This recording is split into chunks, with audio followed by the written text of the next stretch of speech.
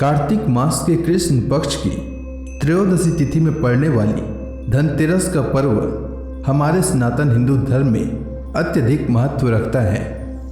इसी दिन समुद्र मंथन के समय भगवान धन्वंतरी अमृत कलश लेकर प्रकट हुए थे।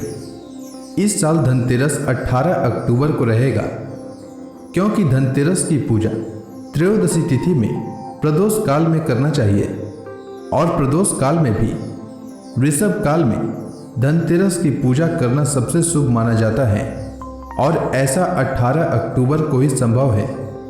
18 अक्टूबर को धनतेरस की पूजा का शुभ मुहूर्त रहेगा शाम में 7:16 से 8:20 तक। धनतेरस के दिन माता लक्ष्मी, गणेश जी, कुबेर जी और भगवान धन्वंतरी की पूजा की जाती है।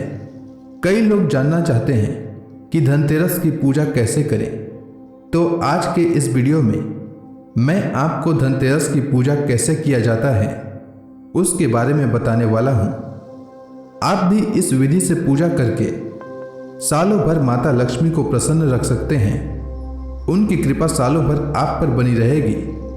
आइए जानते हैं धनतेरस की पूजा विधि। धनतेरस के दिन यानी 18 अक्टूबर को सुबह जल्दी उठें और सर्वप्रथम भगवान गणेश, माता लक्ष्मी, भगवान धन्वंतरी और भगवान कुबेर का स्मरण करें। उसके बाद घर के मंदिर की साफ सफाई अच्छे से कर लें। फिर संध्या काल में स्नान आदि करने के पश्चात स्वच्छ वस्त्र धारण करें। उसके बाद जहां भी पूजा करनी हो उस स्थान पर एक चौकी लगाकर उसके ऊपर लाल कपड़ा बिछा दें। उसके पश्चात गंगा जल का छिड़काव करें। उसके बाद चौकी पर पीले रंग से रंगा हुआ चावल से स्वास्तिक बनाएं।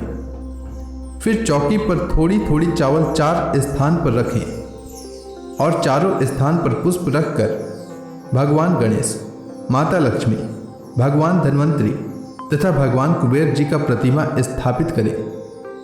जिनके पास भगवान धन्वंतरी तथा भगवान कुबेर जी की प्रतिमा न हो, जैसा कि आप इस वीडियो में देख सकते हैं कि मेरे पास नहीं है, तो उन्हें उसके लिए दोनों की जगह कोसी रखकर और सुपारी में मौली धागा लपेटकर कोसी में भगवान धन्वंतरी और भगवान कुबेर के स्थान पर रखकर उनका ध्यान करें। फिर जो पीले रंग के चावल से स्वास्तिक बनाए थे उसके बीचों बीच एक दीपक जलाकर रख दें और उसके बाद सभी देवी देवताओं को पुष्प अर्पित करें। माता लक्ष्मी के चरणों में सिंदूर अर्पित करें तथा भगवान गणेश को दुर्वा अर्पित करें और लड्डू का भोग लगाएं और माता लक्ष्मी को सफ़ेद बर्फी का या फिर बतासा का भोग लगाएं, क्योंकि माता लक्ष्मी को सफ़ेद बतासा बहुत ही प्रिय है। साथ ही कुबेर भगवान और धन्वंतरी भगवान को भी सफ़ेद बर्फी का भोग लगाएं। उसके बाद फल का भोग सभी देवताओं को लगाएं। साथ ही इस दिन 13 दीपों का दान करने का विधान है।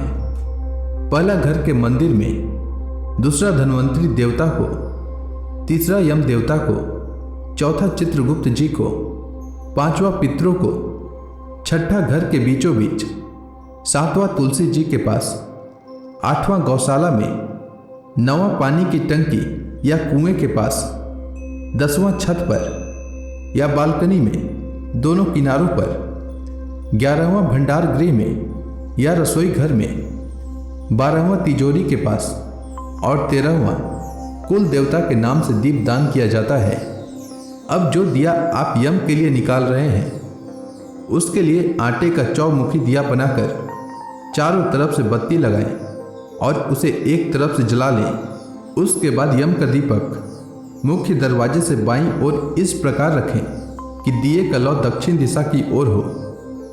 फिर उन्हें भी पूजन करने के पश्चात सफ़ेद बर्फी का भोग लगाकर पानी का पंडार दें और प्रणाम कर वापस लौट आएं। ध्यान रखें, लौटते समय पीछे मुड़कर न देखें। उसके बाद सभी देवी देवता को जल से पंडार दें और माता लक्ष्मी, भगवान गणेश और भगवान कुबेर से परिवार के लिए सुख समृद्धि मांगे और भगवान धन्वंतरी से परिवार के सभी सदस्य निरोगी रहें, इसका वरदान मांगे।